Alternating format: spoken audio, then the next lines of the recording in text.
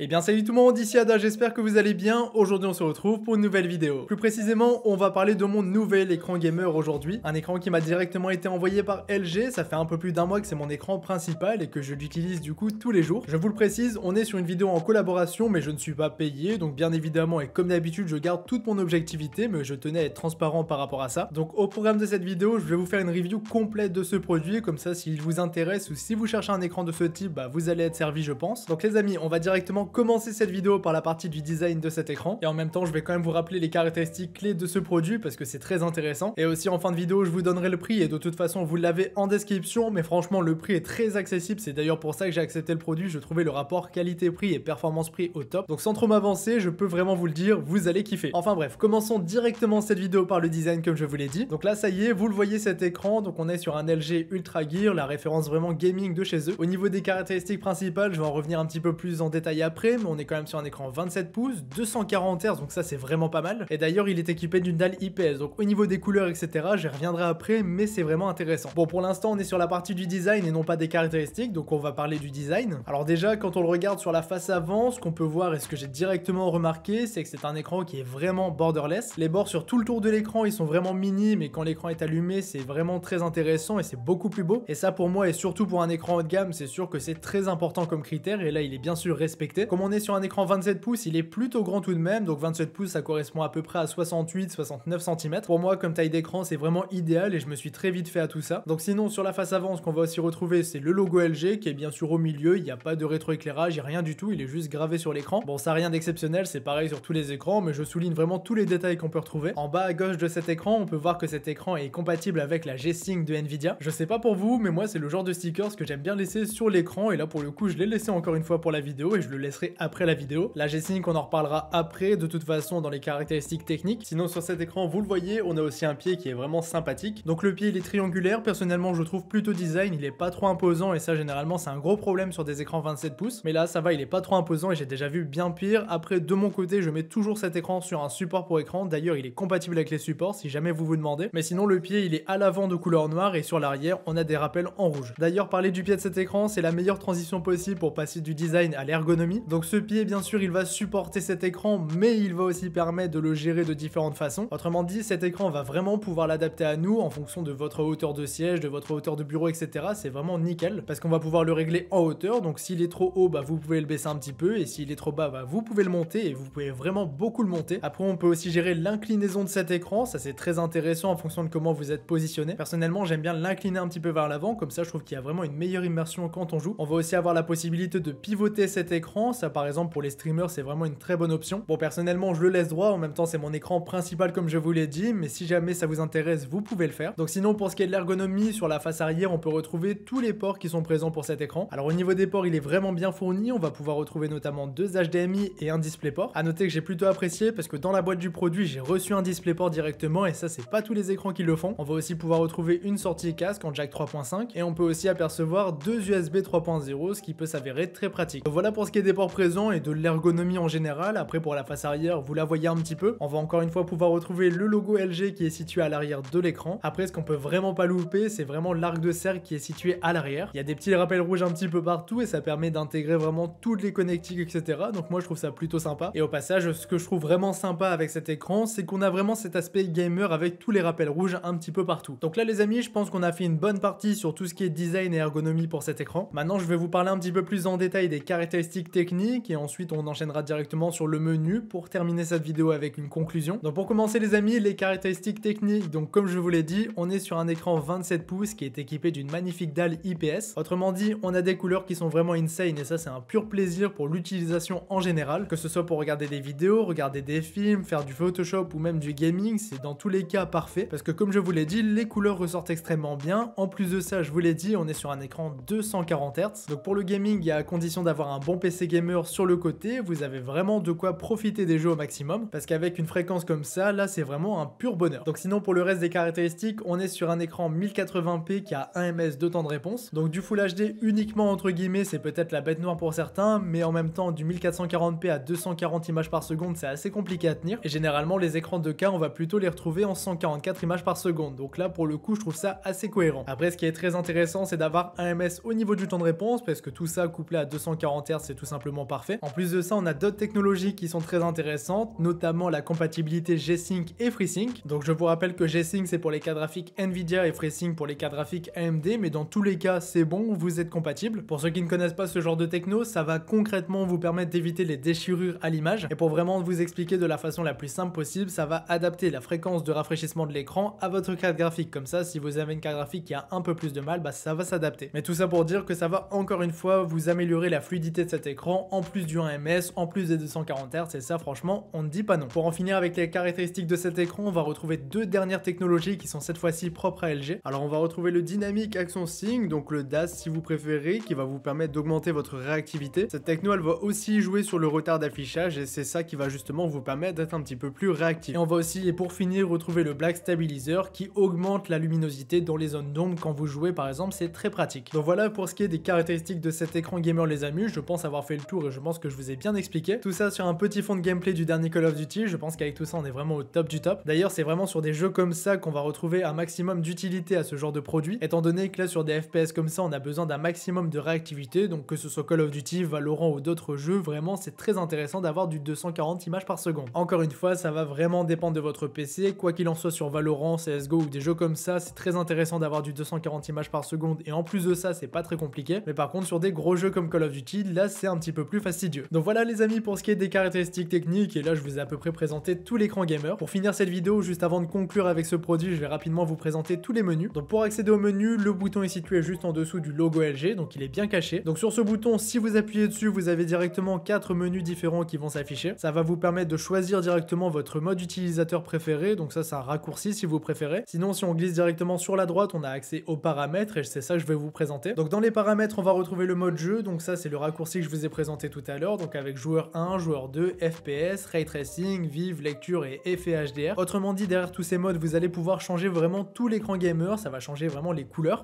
la luminosité, les contrastes, enfin bref, ça va vraiment changer tout l'écran en fonction de votre utilisation. Juste en dessous, on va pouvoir retrouver le menu ajuster jeu, donc celui-ci va vous permettre d'adapter l'écran à vos besoins. Donc on va pouvoir régler la G-Sync, si on veut l'activer ou non, le temps de réponse, on peut vraiment le mettre au plus réactif possible, le baisser un petit peu si vous en avez pas forcément besoin. On va aussi pouvoir régler les couleurs noires ou le crosshair, donc ça c'est très pratique aussi. Juste en dessous, on voit qu'on peut ajuster l'image, donc ça c'est les paramètres un petit peu généraux de l'écran, donc la luminosité, les contrastes, la netteté, etc. Et juste en dessous, on aura les sources d'entrée et les paramètres généraux de l'écran gamer, mais concrètement, pour régler l'écran, c'est les 3 premiers menus. Et aussi les amis, petite option possible grâce au bouton, c'est tout simplement de régler le volume du casque si on le met sur le côté gauche ou sur le côté droit. Après personnellement, je m'en sers pas du tout parce que je vais régler le son via le PC ou via le casque. Donc voilà les amis pour ce qui est de la review de cet écran gamer LG. Je pense avoir vraiment fait le tour et maintenant est venu le temps de la conclusion. Et déjà pour commencer avec la conclusion, je vais pouvoir vous donner le prix de ce produit. J'attendais vraiment la fin pour vous présenter un maximum le produit. Mais au niveau du prix, vous allez vraiment kiffer et ça c'est sûr et certain. Parce qu'on est sur un écran qui est initialement affiché au prix de 399 €, mais vous vous doutez bien, il n'est pas forcément à ce prix là. Parce que par exemple, actuellement sur Amazon, il est vendu à 279 € et je vous rappelle qu'on est quand même sur un écran 240 Hz. Et là, le prix est tout simplement atomique. Parce que si vous allez voir un petit peu la différence, vous allez directement vous rendre compte que d'habitude, on est largement au-dessus des 300 €. Donc pour moi, le prix de cet écran gamer est tout simplement parfait et c'est vraiment difficile de trouver moins cher. Donc sinon, à part le prix, pour conclure avec ce produit, moi j'en suis vraiment satisfait. De toute façon, c'est mon écran principal et je le changerai uniquement quand j'aurai un écran 1440p et sinon pour l'instant, je vais le garder parce que pour moi, il a vraiment tout ce qu'il faut. Au niveau des couleurs, il est vraiment magnifique et ça, j'en suis absolument pas déçu. Il est super réactif et avec la carte graphique qui va bientôt changer dans mon PC gamer, je peux vous le dire que je vais bien sûr en profiter de cet écran. Donc franchement, j'ai pas trouvé de points négatifs à souligner sur ce produit et c'est pas du tout parce que la vidéo est en collaboration avec LG, mais j'ai bon cherché, si on compare par rapport au prix, cet écran est tout simplement parfait à mon goût. Donc les amis, si vous cherchez un écran 27 pouces 240 Hz, n'hésitez pas, ce produit je pense qu'il est vraiment fait pour vous. Je vous mets bien sûr un lien dans la description si le produit vous intéresse. Donc c'était Yada, on se dit à la prochaine pour une nouvelle vidéo. Salut tout le monde!